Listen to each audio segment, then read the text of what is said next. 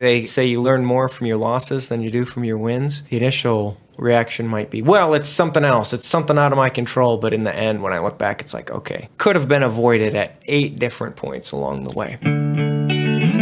Welcome to the Rental Property Owner and Real Estate Investor Podcast, brought to you by the Rental Property Owner Association, providing benefits and services to real estate investors and rental property owners for over 45 years. With your host, Brian Hamrick from Hamrick Investment Group. Hello and welcome to episode 26. Recently, I spoke with Brandon Krieg about wholesaling. And if you haven't listened to that episode yet, definitely go back and give it a listen, because if you're interested at all in wholesaling, or even if you're doing it, there are so many great tips that you can learn from Brandon that will really help you avoid making mistakes and be successful at it. But we ran out of time. So I asked Brandon to come back, and he was nice enough to agree to come back, because not only does Brandon do wholesaling, but he also does fix and flips. So I wanted to spend time, Brandon, talking with you about fix and flips. Thanks for coming back and joining me again for this interview. Oh, yeah. We had such a good time last time. How can I refuse? Yeah, good. A lot has happened since then. Oh, yeah. So. Yeah. So let's start with the fix and flips. My first completed deal, start to finish, was actually a fix and flip. So that's always been sort of cornerstone or basis. What was that, the condo deal? That was the condo deal. Okay. Yeah, So, if you listen to the last if you listen to the last episode, one. the condo that you got for about $11,000 and sold for about $27,000, 37. 37. Okay, that's right. You made about a $26,000 profit off of that. So you actually bought it, fixed it up, and then flipped it to another investor. Yep. Okay. So between, how do you decide when you're looking at a property whether you should just wholesale it or buy it for yourself and fix it up? Sure. There's a lot of things that go into play with it, actually, and a lot of them end up being pretty personal decisions, especially now that I'm comfortable doing both and several things. It's really, a lot of it comes down to where I am at the moment, what the deal specifically looks like. For instance, if I am very overloaded, I've already got a lot of projects on my plate, I'm more likely to wholesale it. If I'm hungrier for something bigger, I like the house, I like the project, and it's always nice because flips usually have a bigger payday at the end. They're more work, but they're also more satisfying and more financially rewarding by the time that you're done. So I sort of balance those two things. And I try to not overload myself, because spending time with my wife and daughter are very important to me as well. Sure. Yeah. You don't want to become so consumed with work. Sure. Now, I know from the last episode where you talked about wholesaling that when you analyze a property, whether it be for wholesaling or fix and flipping, you're running the numbers. I mean, you're looking at the improvement costs and the after repair value. So you're already breaking it down. So am I correct in thinking that, well, no matter what you're going to do with it, you're still running the numbers the same way? Yes. The big difference for a property that looks like it's best as a flip, yes, there's very little difference. I might go a little bit less into detail if I am sure that I'm going to wholesale a place than I might otherwise, simply because I know the end buyers will want to run their own numbers. Even if I gave them the most detailed spreadsheet in the world, they would still run their own numbers, because that's good. That's the way you should do business. So I won't go quite as in depth if I'm sure. If I'm not sure, I'll do the full rundown and write up and go from there. The other difference is when a property looks like it's better as a rental versus a flip. I have no rentals. So I have less experience in that area. So I know some, and I've learned along the way, but I often ask for assistance and help in making sure if I'm unsure of some of the numbers. For instance, what is the rent going to be? Things like that. So that's a developing art for me over time. Sure. So I think you mentioned with wholesaling, And maybe it's fixing and flipping too, that you're getting hundreds of leads a month. And of those leads, you're looking at 20 or 30. You're actually doing site visits to 20 or 30 of those a month, roughly, give or take. And then there's 10% of that, 2 or 3 deals that you actually do. Sure. So what percentage of those deals are wholesaling versus the actual fix and flips? Sure. Really depends. Just after my daughter was born, it became 100% contract sale. So you're going to wholesale because you just want to be the middleman. Because I was way too busy to take on another project. We had just wrapped up a flip, she came a little bit early, actually. And so we finished that one 2 days before she was born because that was going to be first time parenting, and I did not want that hanging over our heads. So after that, it was okay. If something comes in, you are passing it along. So it varies. Probably half and half, roughly over time. So your daughter's 2 years old now. Yeah. Are you back to doing the fix and flips? I do, yes. Probably. I'm looking more for flips now than I was even 6-8 months ago, simply because I'm ready to take on the next project. Although we are expecting for the fall, so. Say that again? Yeah, we're expecting. We're gonna have a son this fall. Congratulations! Well, thank you. The whole world knows now. So then you'll go back to wholesaling. Probably float back to that range a little bit more, but that's okay. Well, good for you. That's fantastic news. So you are doing fix and flips now. Talk about that process. Sure. Because you find, last time we talked about how you find the deals, and word of mouth or marketing or what have you. They come to you. You do a site visit. If you decide to go through it, you're running your numbers as if you were going to actually do the improvements. When you do buy that property to do the fix and flip, are you doing the improvements, or do you have a team that comes in and does that work for you? It's a sliding scale, as I like to think about it. I would prefer to do none of it, but with the first one, we did everything, and it's been sort of gradually more and more contract work as time goes on. I'm capable of doing a good amount of things. Some things I won't touch. Anything that requires licensed work and permits and things like that, electrical work, things like that I won't touch. But so I'm trying to get more and more towards using contractors because they do it so much faster and cleaner and better than I do. And then you can spend your time finding more deals. Basically trying to focus on your highest impact activities. And my highest impact activity is not painting trim or laying tile. It is going out and meeting people and finding new deals, things like that. Definitely. But you still do find yourself doing some of the work. Yes. If I get a price that just seems out of this world and I can't find anybody else to do it and it needs to get done, well, I still have my own hands and tools. So what is it that Brandon Krieg might do on let's see. I have laid tile, done carpet, done floors, done lights, a little bit of plumbing work where it was safe and good and had it all checked out. I've not done a roof, siding repair, not a full siding job, door installation, carpentry.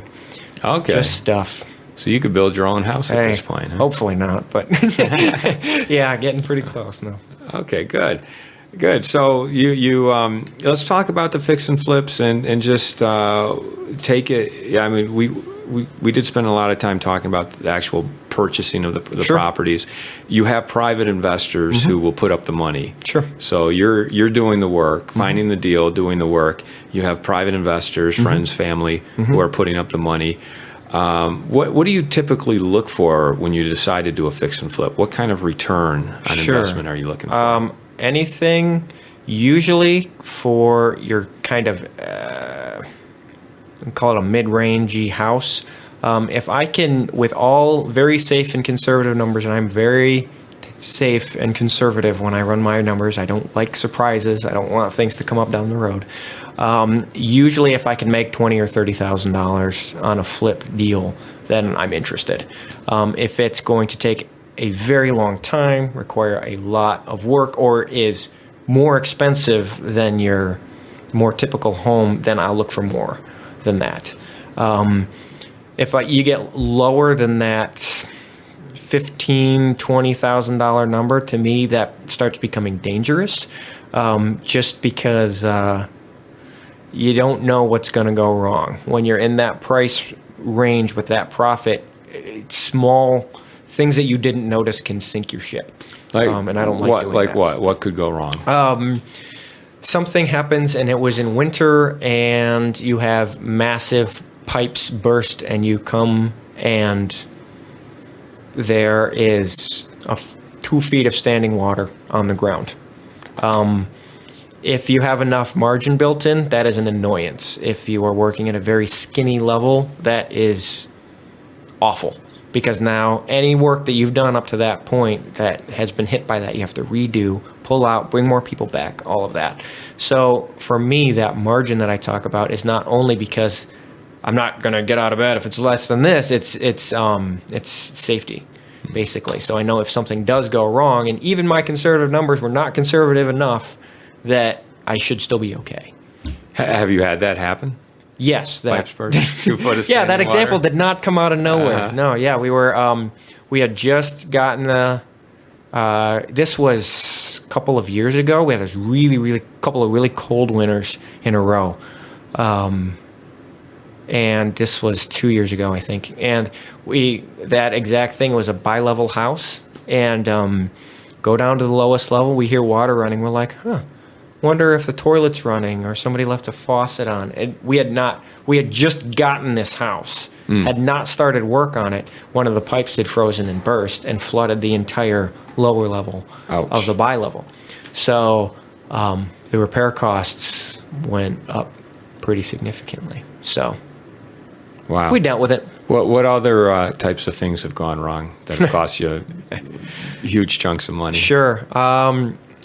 The tree falling on a house, that's always fun. I feel like everyone uses that as the insurance example. You don't know when a tree's going to fall on your house, but you're like, come on, a tree's never going to fall on my house. That's ridiculous. It wasn't a full tree. It was just, a large chunk of a big tree that fell down. How much money damage? That was probably $3,000-$4,000 or something like that to get that fixed back up. Okay, so that brings up a good question, because you're doing a fix and flip. Mm-hmm. Are you getting insurance on the house when you do this? Yes, but the insurance is different. I've done it a couple times without insurance, and I don't recommend it. You can get insurance. The insurance is different for a place that's not going to be occupied at all. You're paying a lot more. Yeah, for you it. pay more, Plus, and your coverage is not the same. It's not as good. Basically, it's catastrophic. So are you doing Largely. insurance on a property-by-property basis, or do you have like a blanket policy? I do it on a property-by-property basis, but I've been told that I should definitely look into a blanket policy. So I'm just curious. You have a good insurance agent who advises you on that. What kind of a lot of people are doing fix and flips or want to do fix and flip, but I've never thought about whether the insurance ramifications, especially if you're just going to hold a property for a couple months or 4 months. Some people may just not even think about insurance. And that is a choice you can make. It's fine. I mean, honestly, even if you get insurance, most of the time you're not going to use it, especially on a property you're not holding for very long. Insurance is only there for when things go wrong. It's only there for when things are wrong. So, what do you pay for insurance then if you're doing a fix and flip? It really depends on the policy. I try to just avoid the really catastrophic things. So you might pay. So you have a higher deductible. Higher deductible. Like what kind of deductible would you carry? Depends on the property. Higher on, if it's a house that's going to ultimately sell for 60 or 70, you don't carry as much as, would you have a 5,000 deductible? Usually 1,000? something like that. I try to keep it somewhere between those two, 3,000, something. Somewhere in the 1,000 to 5,000 range. Yes, 1 to 5 range, because based on the way that I run those numbers, I can absorb that hit. And so by doing multiple properties, you're spreading your own risk across the property. So I know if it's going to happen to one, but I have a $3,000 deductible on it. Well, okay, you worked into that. That'll be okay. But you get over that, something truly catastrophic, then you want some help. Fire burns down. You're pretty much self-insuring for the little things. Yep. But if something catastrophic happens, you've got insurance to cover you. Yeah, if there is house next door catches fire and yours burns down with it, what are you going to do? Mm-hmm. That's all of your money that just went up in smoke. So, Good, but it helps to have a good insurance agent. It does. Who knows what you're doing, understands what you're doing, and you can just give them a call and say, all right, put this house on your list, and let's get that insured. Yep, makes a difference. Good. What are some of the other things that have happened to your trees falling, pipes bursting, rabbits, broken windows? We haven't really had pest problems. I know a lot of people talk about animals getting in and things like that. We haven't had any major things with that. Chunk of a ceiling falling down. That wasn't a big deal. We knew we had to redo it with drywall anyway. But nice chunk of ceiling fell down when we were about 4 or 5 feet away. Oh, so wow, okay. Not a catastrophic cost. But honestly, I consider myself pretty lucky in the number of things that haven't really gone wrong. So I just really have a couple of things, and that's about it. Okay, good. Yeah. So you what's your typical turnaround time? And sure. If you're going to buy a house to fix and flip, how quickly can you get in and out of that? Can and do are sometimes different equations. I would love to be in and out in 6 weeks or less, if possible. You mean from you closing on it to you selling it to the next? To listing it. To listing it. Okay. It doesn't always work out like that. Things happen. Bigger repairs are a little bit longer. I know some people are faster than I am too, and that's wonderful for them. I give them a lot of credit. But the other side, how do you want to list it, really depends on where is the market that you're selling it. If this is a place where, you have to buy it now in order to get it, but if you list in 6 weeks, it's going to be on Christmas Day. Are you going to list it in 6 weeks? No, I'm not, because for this particular name. Now, in some areas, sometimes that won't matter at all. So you've really got to analyze the market, and sometimes it might be good to take it a little bit easier, build yourself in some time, and list it 3 weeks later than you could if you want to, based on the market. Now, with your investors that you're working with, are you paying interest on their money, or are they are they kind of equity investors? Usually equity partners. I have done interest-bearing things. I've bought things on land contracts. So those are all factors that have to be like the carrying costs. Carrying costs. Maybe if your investor is an equity investor, you don't have to worry so much about flipping it as quickly. Right. But if you're paying interest on that every right, month, and then you do. Totally depends on your terms. Also, if you're getting hard money and you're coming up on a hard term, list it. Get it moving, because you're paying through the nose for that. Yeah. Now you tend to work with friends and family, and you're using private money, so it seems like that you'd have some flexibility in the way it is a little bit easier. Yeah. Yeah, that makes a difference. I mean, knowing where your money's coming from and how much you're paying on that money, and the terms and the timeline of that money can really make a difference. You want to list it within 6 weeks. Sometimes it takes longer. So how long then, from when you list it to when it actually sells, does that take? Really depends on how accurately I nailed the listing price. Fortunately, when you work with good realtors and hopefully ran your numbers right from the beginning, you already have a pretty good idea of at least the range where you're going to list it at. So now, are you working with realtors? Yeah. You have a realtor selling your end product, so they're getting so you're paying the commission and and all that. That's it. I'm not a realtor myself, so they're very good at listing and photographing and doing all the things to make it very attractive to an end buyer. So I'm happy to pay for those services. So you have a couple of realtors, or one in particular that you work with? Yeah, I work with a few people. It really depends on the area. And I am also willing to list them myself too, depending on the situation. So. Yeah. Well, Try to be flexible. what's it? That show on HGTV? They do all the work. They find it, Yep. they flip it, fix it, flip it. They swing the hammer, and then they're the real estate brokers too. Yeah, So I mean, how you realistic can. is that? You can't.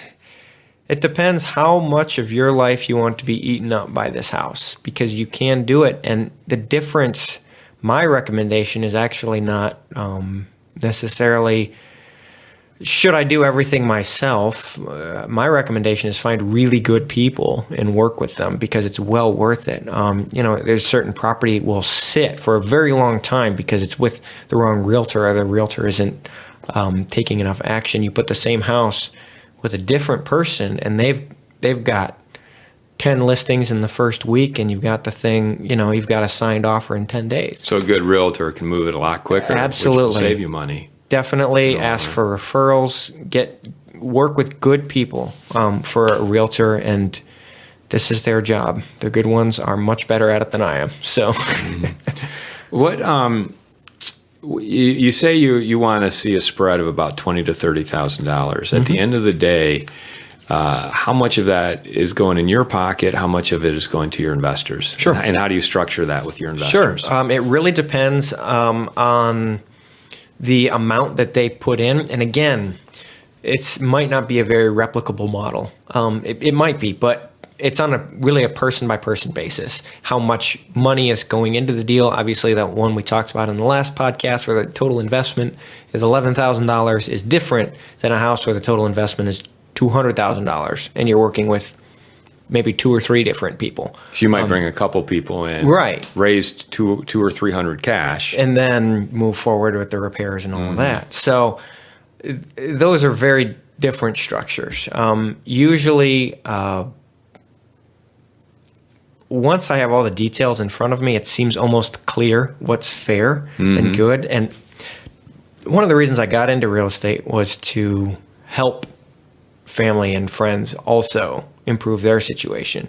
So I'm not what's the lowest percent that I can get them and get away with it? Or what's the, it's like, well, if we all do well, then we can keep doing this till the sun explodes. So Sure. let's make it so everybody wins in the situation. So is there a sweet spot you try to reach with the return on investment? I mean, how do you, because you still have to sell it to them. Sure. You still have to go to them and say, hey, I need to borrow $100,000. Yep. Here's what I'm going to be able to give you back in 6 months. I mean, what do you try to achieve? Generally, again, a lot of it is with equity position, and so then I try to translate it into percentages. Okay, so at this level, you're making 20% on your money if it all goes off well. Or in that one case, you are making 120% on your money if it comes.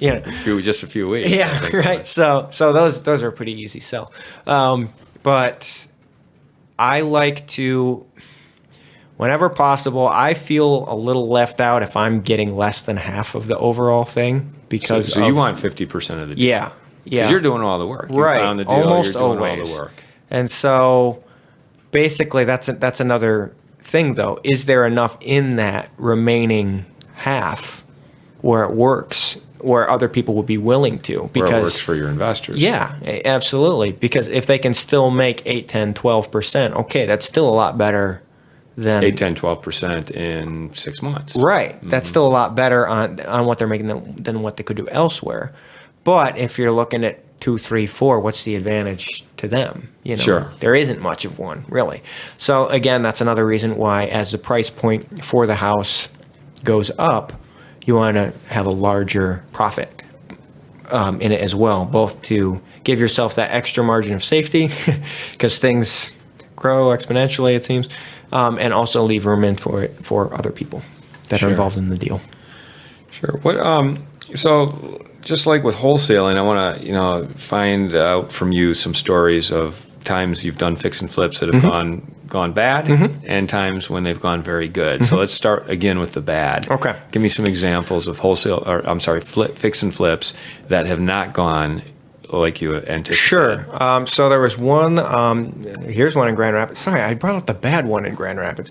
But this was northeast part of town, and I had bought it on a land contract from a guy who was just sort of liquidating different investments that he had.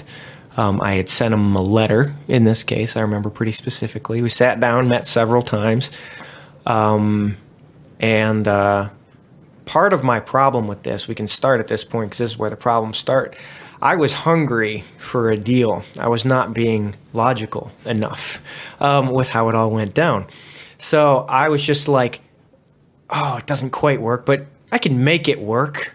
And so I fought with my spreadsheet, which isn't a great choice in most cases. So I bought it higher than I should have in the case. And then it was I still like the neighborhood, but where I bought it, and then we got in, we did all the fixes, we resided it, we redid the kitchen to a more basic level, neighborhood standard, just above neighborhood standard level.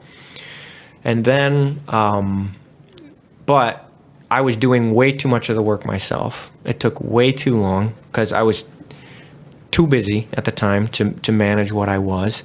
So the rehab dragged on and on. So it took longer than it should have to get done.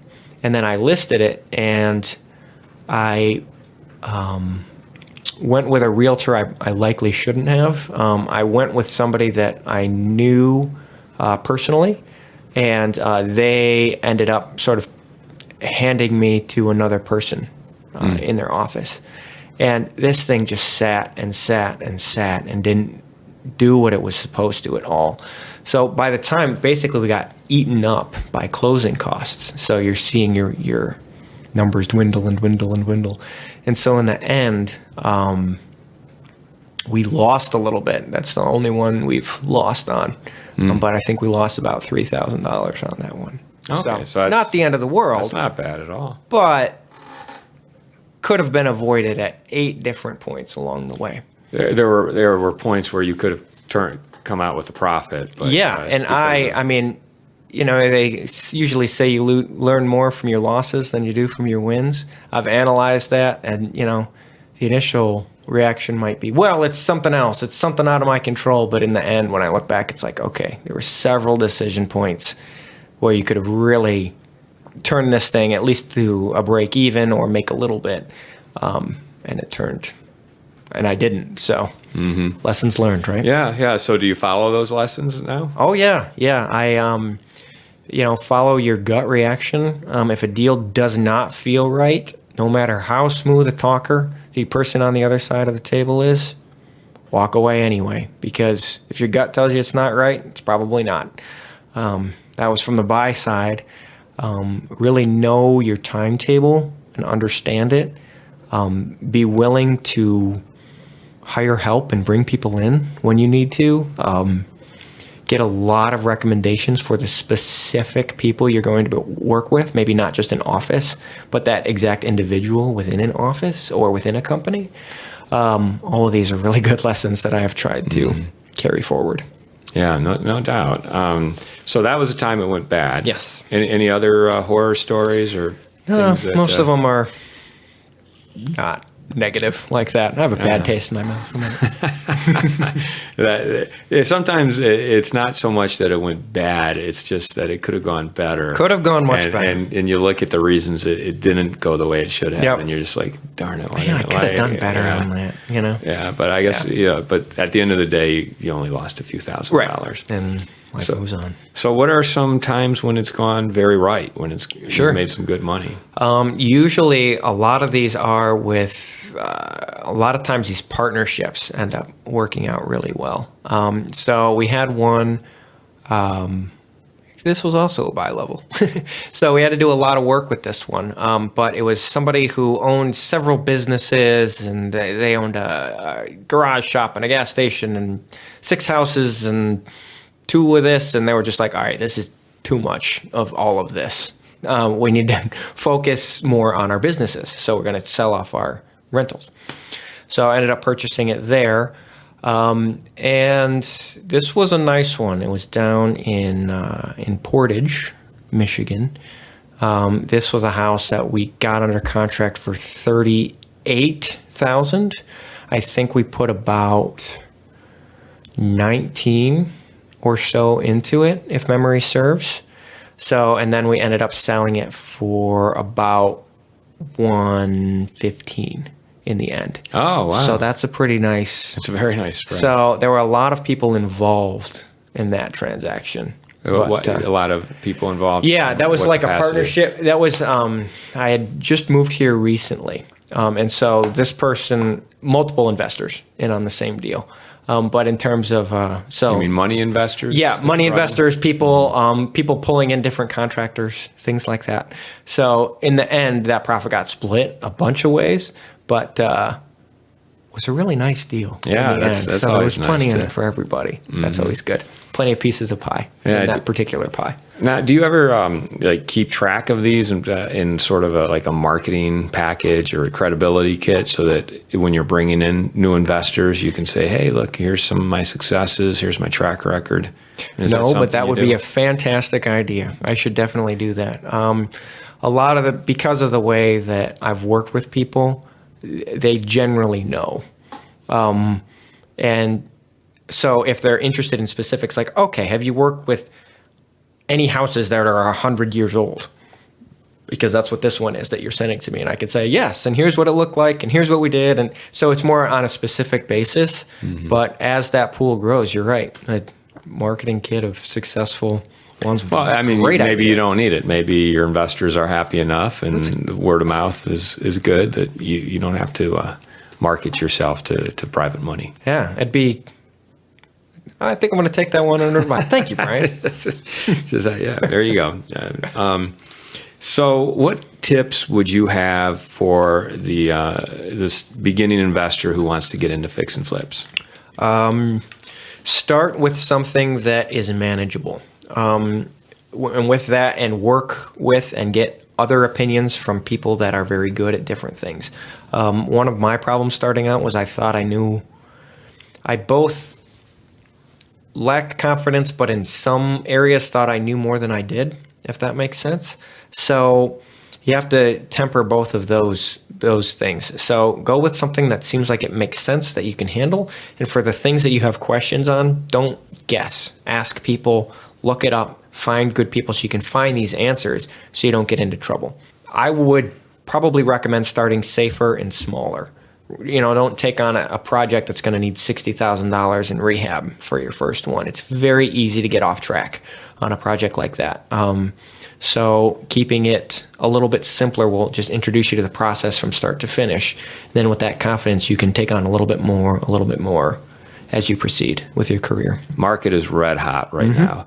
And we were talking off mic about the opportunities you find in this market. Are you finding more opportunities or less opportunities right now? It's interesting.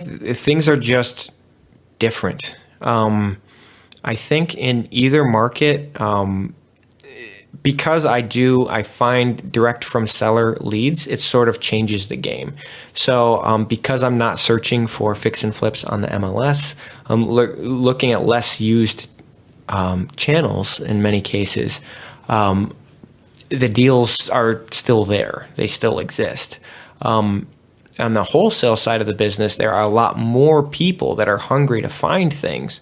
So the buyer pool has actually expanded in a hotter market because it's been more difficult to find a good rental that cash flows, or a good flip that will actually turn money when it's done. So the buyer side has grown, and there's still enough seller leads out there to make it work. Yeah, well, it seems like if the buyer side has grown, then people are paying more on that end. Sure. Are you also paying more on your end to get the deals? I have. With my experience in sellers, it is so situation specific. Some people are like, well, isn't it a really hot market right now? Can't you get more? And for me, even when I make my offers, they're very formulaic. I don't go off of a feel of what's the lowest I can give this person that they'll take or something like that. I come in at a price that works, where the numbers all work, and it's fair. And I love it when it's actually like more than they owe, because they end up a lot happier. and they get put in a better position. Like I said, creating these win-win situations. Sometimes it's just not possible with numbers, but well, if they can get a few $1,000s more for a property and everyone else along the chain can win too, that's not a bad thing. You know, you don't have to squeeze every red cent out of every part of the deal. If you can keep providing value, then it's a long-term win, in my opinion. Great. Well, as we wrap it up, I want to talk about the West Michigan REI. Oh, yeah. And why don't you tell me what that is and why you started it? So just give me some background and Sure. The West Michigan Real Estate Investors Club, West Michigan REI Club, was actually started by Michael Lurch here, my co-runner of the club, and he started it just before I moved to West Michigan. So I probably moved in August, and I think he started it in June or something along those lines. And so when we first started meeting, it was 4 or 5 people at a Panera Bread talking about real estate investing. And then it was 8 people, and then it was 12 people, and then it was 20 people, and then we couldn't hear each other at Panera anymore. So we tried a few different locations. We tried some business offices, etc., and settled on Buffalo Wild Wings in Wyoming, which is where we are right now. At the time, they said, well, can you guys guarantee you're going to have 25 people every time? And I was like, I don't know. I mean, we get there sometimes. We were nervous about it. But very shortly after that, it just grew and grew and grew very organically. So now I think there's over 500 members in the meetup group, and we'll get anywhere from 50, 60, 70 people coming to these meetups, all kinds of folks from buy and hold investors to flippers to appraisers to realtors to contractors, wholesalers, anybody and everybody, all experience levels come. We usually have a speaker present just educational, no hard sell type things on a topic. It could be insurance or funding or appraising or how to appeal your tax values or whatever the different elements. And then there's a lot of networking that goes along with it. We do a haves and wants, where if you have something that you offer, you can bring that to the table, or if you want something, you can bring that too. And that's been wonderful. I mean, I so appreciate all the people that have come. It's been great. Yeah, it's a good event. You do it every second Monday of the month? Second Monday of the month, yeah. At Buffalo Wild Wings in Wyoming, Michigan, on 44th Street. Yep. 6:30 to... it starts at 6 and goes until people stop talking. Okay. So the official events usually go till about 7:30. And then people mingle for sometimes a very long time, which is a good thing.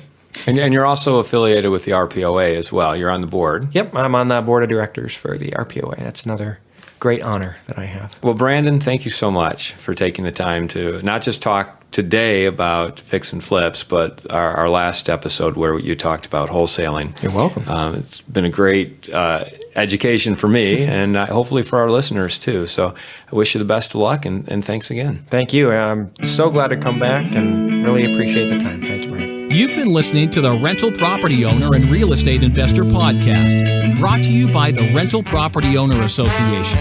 You can find out more at rpoaonline.org. If you enjoyed this podcast, please go to iTunes to subscribe, rate, and review.